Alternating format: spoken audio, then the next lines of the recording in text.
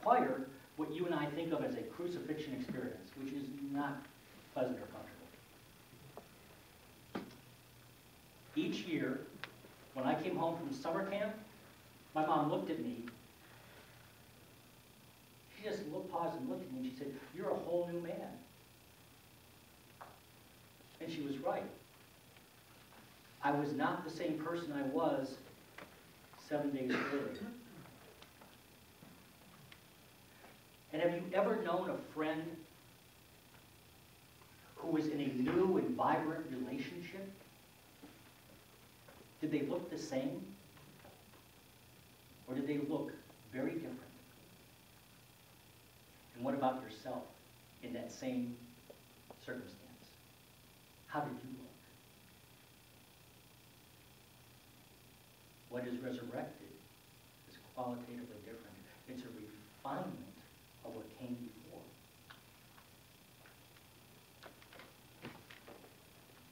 So what is it? What is it that is in us now to be released and resurrected? That's the question that Easter offers. What is ready to be released and resurrected? You see, each one of these forms of resurrection that I've mentioned, from Jesus to summer camp and a new love, they all share something in common. And that commonality is what came immediately before the resurrection. Immediately before, there was a void. There was a space. Something was released. Something was given up. Something was let go of that created the space for resurrection. So rather, you can even say something died. Something died to create the space for resurrection. So rather than fearing death and doubting resurrection, Easter says, embrace it. Honor the part that death and resurrection play in your life and mine. Chapter 23 of the Tao Te Ching says, empty and be full. Wear out and be new. It's the same message. Release and resurrect. The four seasons which play out before our eyes perfectly display the eternal cycle of life, growth, death, and resurrection. We live in that same cycle. And it doesn't begin solely when we're born and when this physical body passes. We live within this cycle throughout every day of our lives.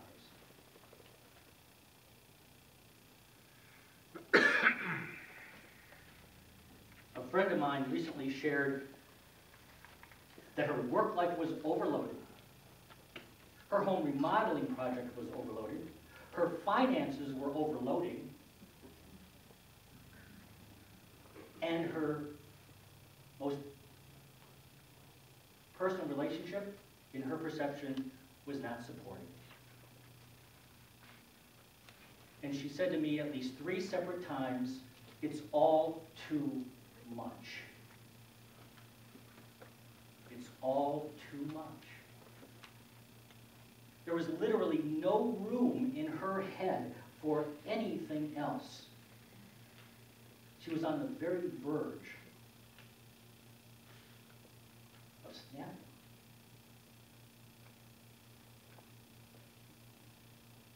What is it within us that needs to be released so that we can be resurrected and reborn in new and higher form? Now, accepting that something has to give, that something has to go, something has to die, in ourselves or in our society, is not easy. In that garden, during that night of prayer, Jesus said, Father, if it is possible, take this cup from me. But not my will, thy will be done.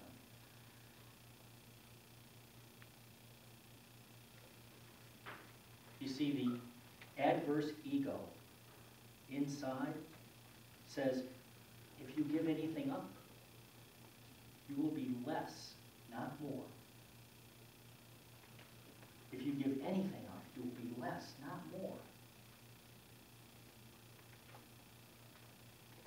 That friend that I told you about that said it's all too much, she went on to say, everything I have is fundamental to me. Do you hear what she's saying? It's all too much, and everything I have is fundamental to me. Something has to give. Something has to be released. I want you to know that she knows it as well. She ultimately heard what she's saying as well.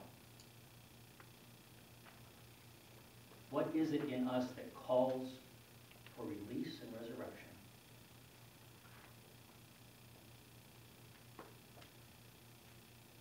You know, I believe that most, I thought about this. I'm like, can I say this? I mean, does it ring true to me? And I came out on the side of yes. I believe that most of what we feel or believe is fundamental to who we are, probably is not. We can probably, I'm not saying you have to. I'm not advising you to. I'm just saying, you could probably release most of that and you'd still be here. And maybe even happier.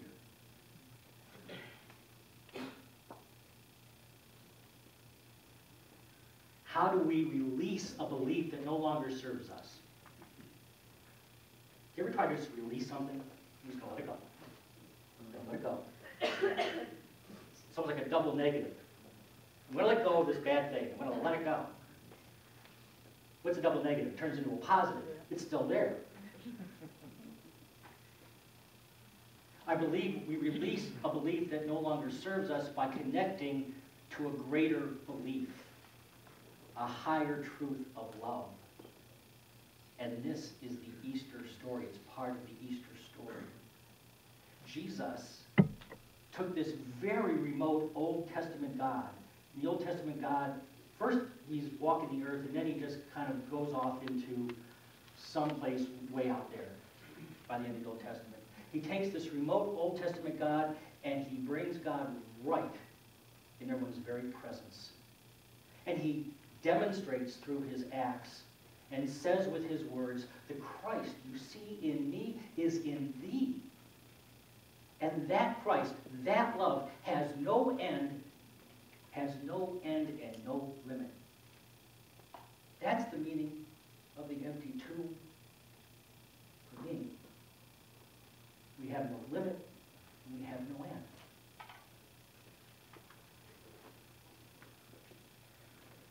Our American society is currently undergoing a death and a resurrection. And the one I'm speaking of is the one that will, maybe not this year, but soon, will give equal rights and equal protections to our gay and lesbian brothers and sisters who simply want to be married. The beliefs that there is something inherently wrong with being gay or lesbian are dying. They're dying. They're being released. And in that space, a greater form of respect and love for our brothers and sisters is being created in our society, in our time. I think it's amazing to behold. Amazing to see this transformation in my lifetime, knowing where it's been, where it is now, and where it's going. A whole new level of respect and love. And they work hand in hand, respect and love. Jesus, there was one other thing I had about that. I want you to know, I understand, and I feel for those for whom this particular resurrection is uncomfortable. Because they don't know what it's going to look like. And when we don't know something, we can go to fear. And what I do know is that you and I, together, we have enough strength, conviction, and heart to love all of us through this process, through this resurrection. Transforming lives through a consciousness of love. Jesus' eternal message during his lifetime, from the cross and beyond, is release and resurrect.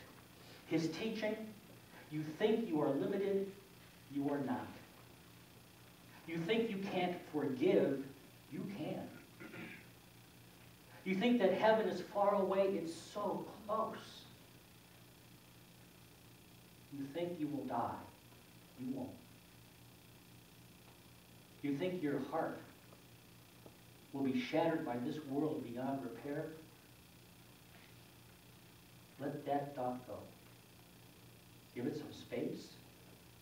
Give it some time. Maybe 3 days. And your heart will be restored, resurrected, and refined. This is the good news of Easter. Happy Easter.